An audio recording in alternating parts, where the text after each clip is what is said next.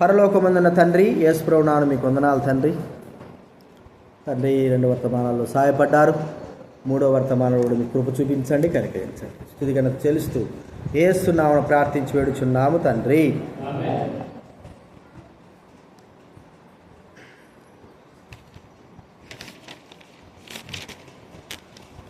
దేవుడి వాక్యంలో నుంచి మీకా రాసిన గ్రంథం 6వ అధ్యాయం. మీకా రాసిన గ్రంథం 6వ అధ్యాయం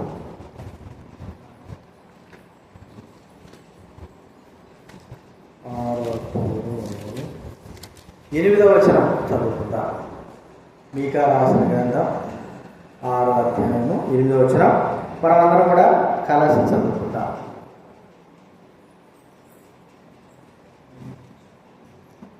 అందరూ కూడా చదువుకుందాం. మీకా రాసిన గ్రంథం 6వ అధ్యాయం 8వ వచనం.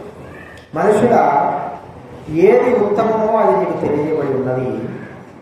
న్యాయంగా నడుచుకుంటూ, కనికరమును ప్రేమించుటయు, దీన మనసు కలిగి దేవునితో ప్రవర్తించుటయు, ఇంతే కదా యెహోవా నిన్ను అడుగుతున్నాడు. కదండి, న్యాయంగా నడుచుకోవడం, కనికరాన్ని ప్రేమించడం, దీన మనసు కలిగి దేవునితో నడుచుకోవడం. దీన మనసు కలిగి కనికరమును, కనికరం చూపువాడు కనికరమును పొందుతాడు. కనికరం అనేది ఏంటి? ఒక వ్యక్తి మరి కష్టాల్లో ఉన్నాడు, లేదా మనకు కీడు చేశాడు. ఆ వ్యక్తి కష్టాల్లో ఉన్నప్పుడు ఆ వ్యక్తి మీద మనం చేయవలసిన సహాయం చేయాలి, కనికరం చూపాలి. అయ్యో అని మన విషయమే దేవుడు కనికరం చూపాడో మనం గుర్తుంచుకోవాలి. మనము కనికరం పొందినా కనికరం కలిగిన వారంగా జీవించాలి. కనికరం మన జీవితాల్లో అవసరం. కాబట్టి కనికరత్వము కలిగిన వారంగా జీవించాలి. ప్రియమైన వారులారా, కఠినాత్మకమైన వారంగా జీవించకూడదు. దయ, కనికరము, కరుణ ఇవన్నీ కూడా ఒక పర్యాప్త. ఒక వ్యక్తి మనకు సహాయం చేయడం, మన సహాయం కోరుకున్నప్పుడు, లేకపోతే ఆ వ్యక్తి ప్రమాదంలో ఉన్నప్పుడు ఆ వ్యక్తి పైన కనికరం చూపి ఒక మాట చూస్తూ ఉంటే చూడండి. లూకా రాసిన సువార్త 10వ అధ్యాయం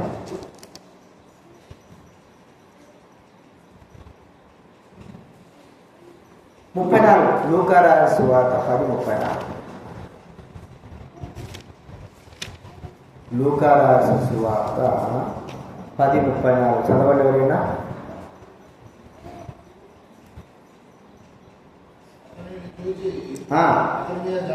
జాలిపడి పోసి ఎక్కించి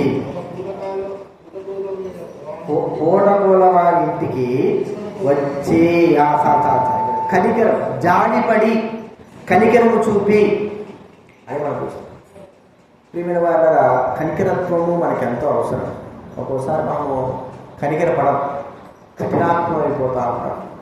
అయ్యో అనేటువంటి మాట మనం ఉపయోగించుకోలేము.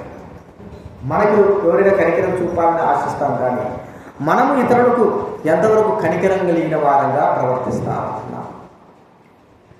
వారి విషయమై మనం ఎంత సహాయకరంగా ఉంటున్నాం.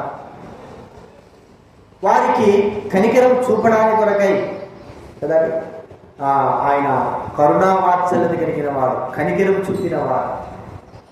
దాని దేవుడు మానవులైన మనకు తన కనికరమును, కరుణను, జాలిని అనుగ్రహించిన వాడిని మనం చూస్తూ ఉంటున్నాం. మనం కూడా అలాగా ఇతరుల పట్ల కనికరము, జాలి, దయ కలిగిన వారంగా జీవించాలని దేవుడు మనకి ఇక్కడ చెప్తా ఉన్నామా?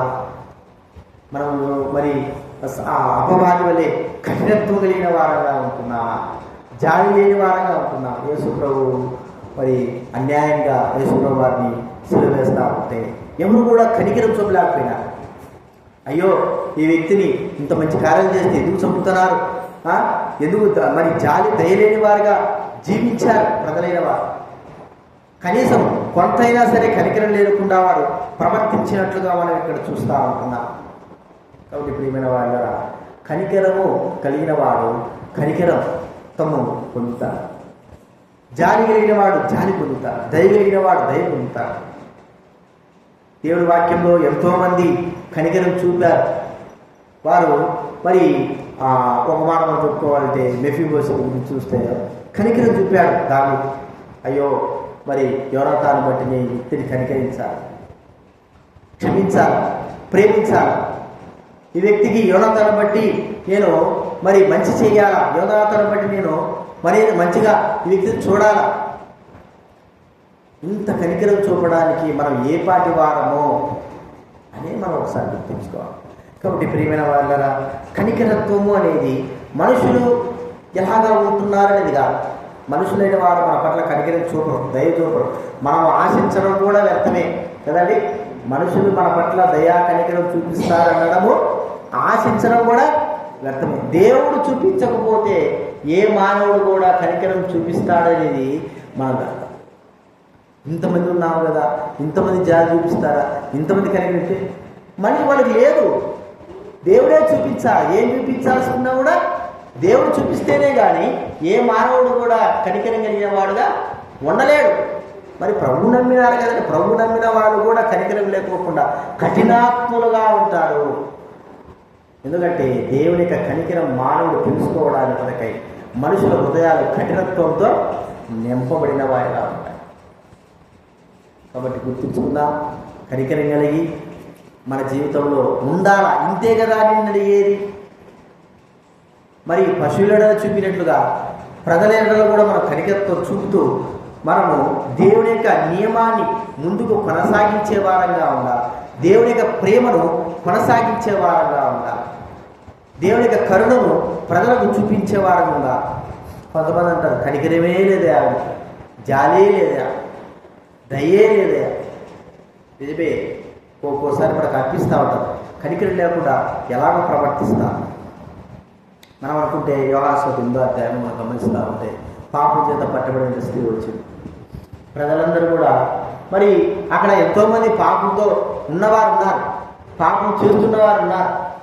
కానీ ఆమె పట్టుకున్న తర్వాత ఎవరు కూడా కనికరం లేదు. పిల్లల మొదలుకొని పెద్దల వరకు కూడా రాళ్ళతో కొట్టి చంపాలా. కనికరం అనేది లేదు, చంపాలా. అయితే ఒక్క వ్యక్తి ఉన్నది కనికరం. ఎవరైనా ప్రవేశిస్తారు. మీరు పాపం లేని వారు, దయ కలిగిన వాడు కాబట్టే, ప్రేమ కలిగిన వాడు కాబట్టే ఆ మాట చూపుతూ వచ్చాము.